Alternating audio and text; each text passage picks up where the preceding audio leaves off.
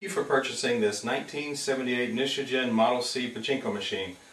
This quick start guide will show you how to set it up and play. Also, you'll want to watch the video that we send you a link to showing you how to put your machine in the cabinet. And we're also including our several hour instruction DVD that has lots of tips and tricks on how to troubleshoot and maintain these machines. For those watching this video who may not have a cabinet, you need to stabilize your machine so it doesn't fall over somehow. You can use just 1x4s, screw a couple of these into the bottom of the machine. And one of the first things you want to do is lock your ball drain lever. You probably won't have to do this from shipment, but I'm just showing you anyway. See this part here that's at an angle? It actually extends down in here, and what it does is balls that are in your supply tray in the upper track, it forces them to go down the lower track. But in this position, if we were to pour balls in, they would just drain down and out the bottom of the machine. So to reset it, there's this little little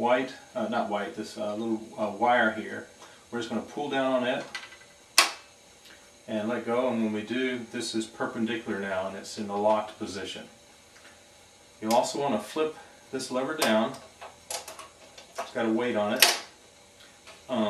These parts and this part the purpose of them is to, as balls are coming down here 2 and 3 high, they're to step down the ball so that they're only 1 high when they enter into the turn.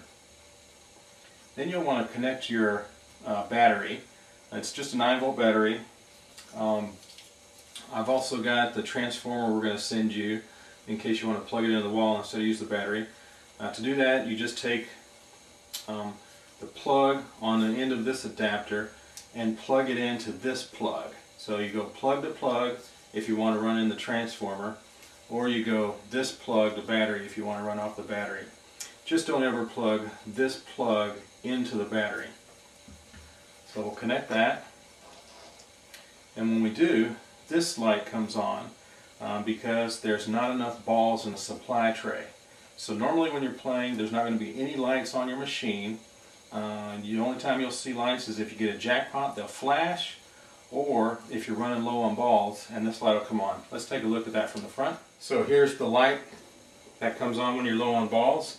So if I were to add balls to the machine, the light would go out. In addition to the light going out, down in this window here, there's a little yellow and red sign that says wait.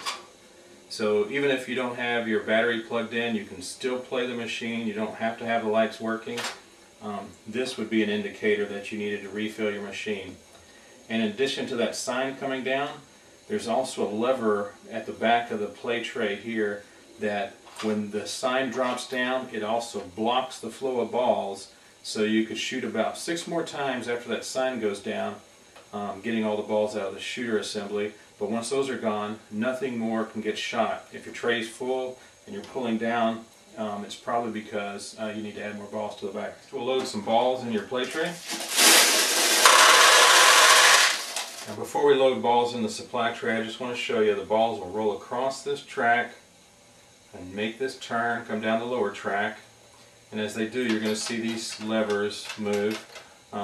You have to have enough balls in both tracks, the front one and the back one, to weight down these levers in order for your machine to pay out properly, or to pay out at all.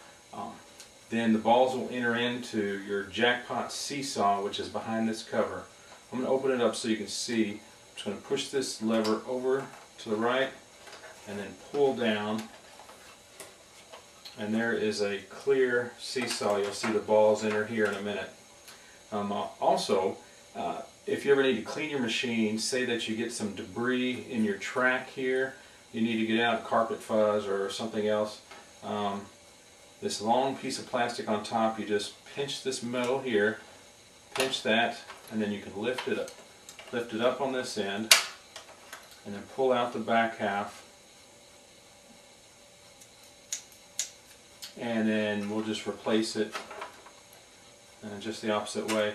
So I got to pinch it so that that tab drops down into that housing, drop it down, and fit it in place. Now we'll add balls.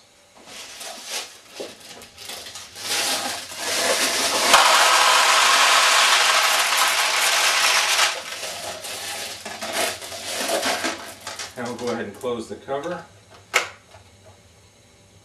And we'll place the bucket down here under this chute and this chute here to catch balls. You won't need to do that when you put yours in the cabinet. It works differently. The most important thing, the biggest problem with these machines is this white part here. It's called the one ball seesaw, and it's in the wrong position currently. In this position, you'll never get paid a jackpot, balls will back up in your machine, and it can cause problems. So to reset it, you're just going to grab on this little tab here that the wire is going through and just pivot it down.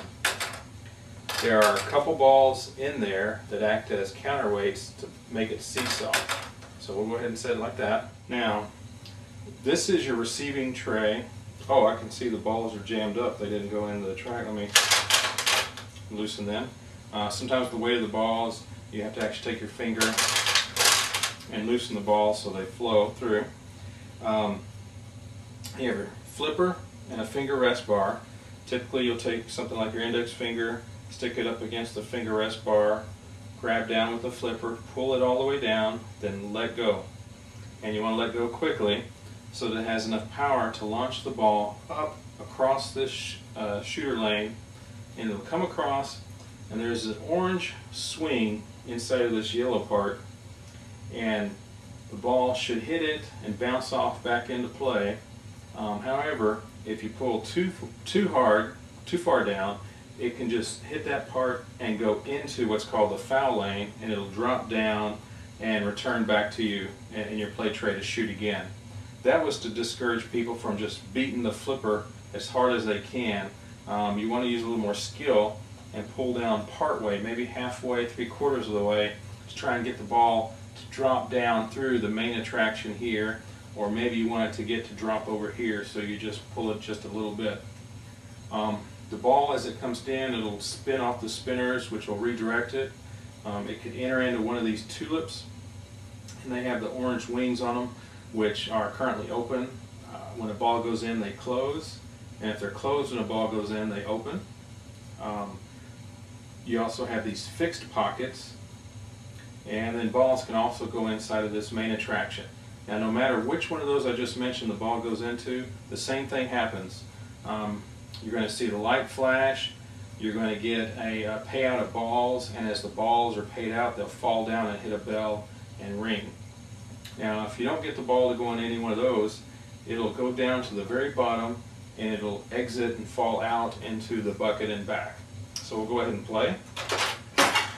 The first time you shoot, when you first load the machine, nothing will happen, because it's actually loading a ball into the shooter lane. Now we'll shoot. I didn't pull down very hard, so it wasn't enough power to go up all the way, so it just rolled down to the receiving tray.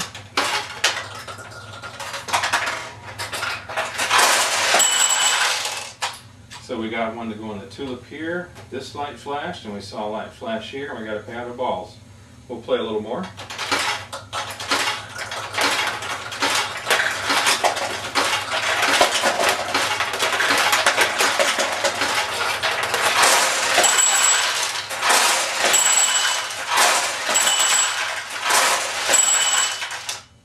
Okay, we got several jackpots. We got it to go into a few different spots. I also want to point out that there's a ball resting here on this tulip. It didn't drop in. If ever you have a ball that gets stuck behind a spinner or something, just tap the glass and it'll fall in. Okay, now let's take a close-up of your main attraction. So you have 3 planes here, and they just pivot. So as the ball goes down one side, especially if the glass is shut, they'll just all pivot this way, and you have 3 possible holes the ball could drop through. If it drops through this one, I believe it opens this tulip. This one, it'll open this tulip, and the center one will open both of these tulips. Let's try and drop one in, see if it'll stay.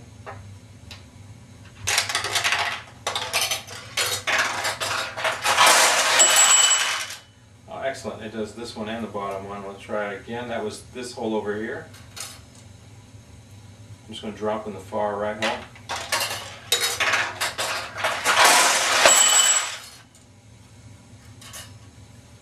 Drop one in the center.